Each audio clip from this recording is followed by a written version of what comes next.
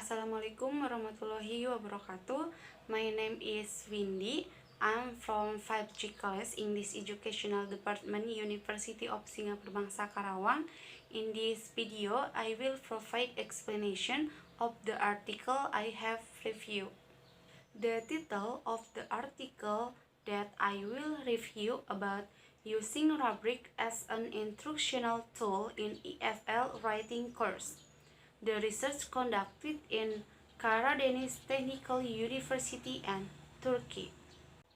The majority of university in Turkey over 1 year intensive English preparatory program students are required to take certain course in English in their major subject and product paper in English with a view to improving their academic literacy abilities and meeting future individual and social expectations.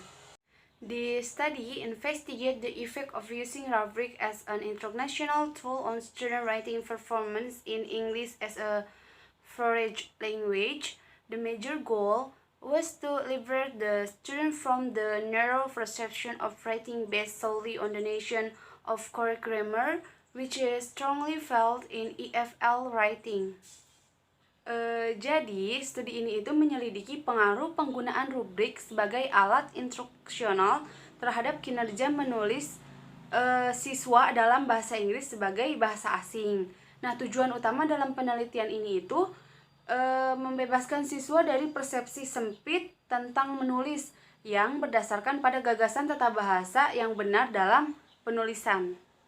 In the current syllabus, there are 4 hours of writing instruction a week, which both the control and experimental groups followed. At the time of the data collection, students were instructed on to essay type, compare and contrast, and cause and effect. Students are given theoretical information about the target essay type and various writing exercises at sentence and vocabulary level are carried out during the course.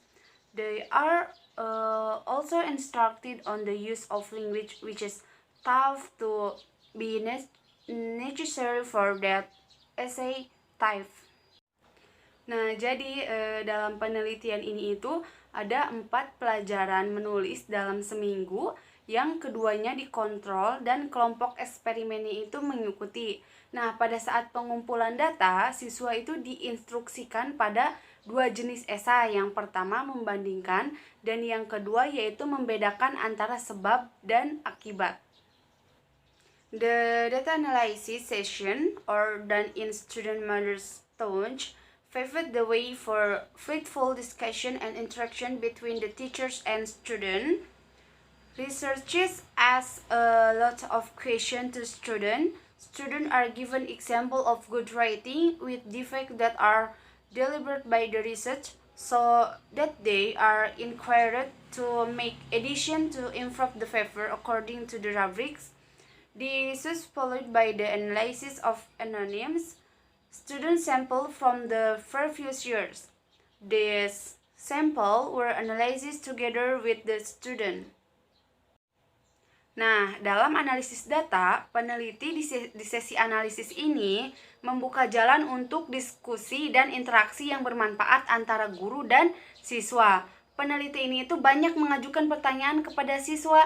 Siswa diberi contoh tulisan bagus dan cacat yang disengaja peneliti, sehingga siswa itu didorong untuk membuat tambahan dan meningkatkan kertas sesuai rubrik. Lalu diikuti dengan analisis sampel siswa anonim dari tahun sebelumnya, sehingga sampel ini itu dianalisis bersama dengan siswa.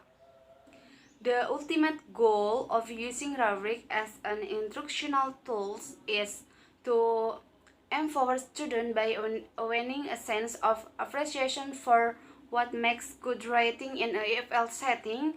The use of rubric in this present study made it clear criteria of quality in advance of completing the segment, can consistently apply them to their work and become increasingly proficient in writing skill.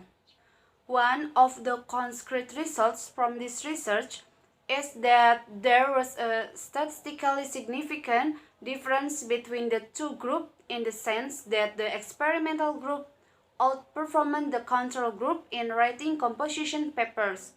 The second major result worth mentioning here is that students felt that they would be able to produce better pieces of writing in English when the teaching approach emphasizes writing as a process rather than writing as a product after having internalized the rubric. Jadi, tujuan akhir pembelajaran menggunakan rubrik sebagai alat instruksional itu adalah untuk memperdayakan siswa dengan membangkitkan rasa penghargaan atas apa yang membuat tulisan mereka itu bagus dalam IFL. Nah, penggunaan rubrik dalam penelitian ini itu menjelaskan bahwa siswa setelah diberikan kriteria kualitas yang jelas sebelum menyelesaikan tugas, dapat secara sadar mereka itu menerapkannya pada pekerjaan mereka masing-masing dan menjadi semakin mahir dalam keterampilan menulis. Lalu, salah satu hasil nyata dari penelitian ini itu adalah adanya perbedaan yang signifikan secara statistik antara dua kelompok dalam arti bahwa kelompok eksperimen ini itu mengungguli kelompok kontrol dalam menulis makalah. Lalu hasil utama yang kedua yang perlu disebutkan yaitu para siswa ini itu merasa bahwa mereka itu akan mampu menghasilkan tulisan yang lebih baik dalam bahasa Inggris ketika pendekatan pengajaran lebih menekankan pada menulis sebagai proses daripada menulis sebagai produk setelah menginternalisasi rubrik. The research method in Fahmi Turguta M. Naci Kayaglua 2015 is a quiz experimental research designed to answer questions semi-structured interviewer used to explore the process of using the rubric of student point of views after treatment, record interviews, and contact analysis. Self-reports are evaluated to see to what the extent the internalization process materializes, and more it is important how students feel about the rubric as an instructional tool. Whereas the research method on Sitima Kawera, Ratana Yawilong, and Komikrit Tacham 2019, the research instrument used semi-structured interviews with 9 different students and the level of English proficiency take from students for 3 periods. The research procedures is aimed at investigating student perspective on the work, individuals, pairs, and groups categories by them different level of English proficiency. Thank you for watching. Wassalamualaikum warahmatullahi wabarakatuh.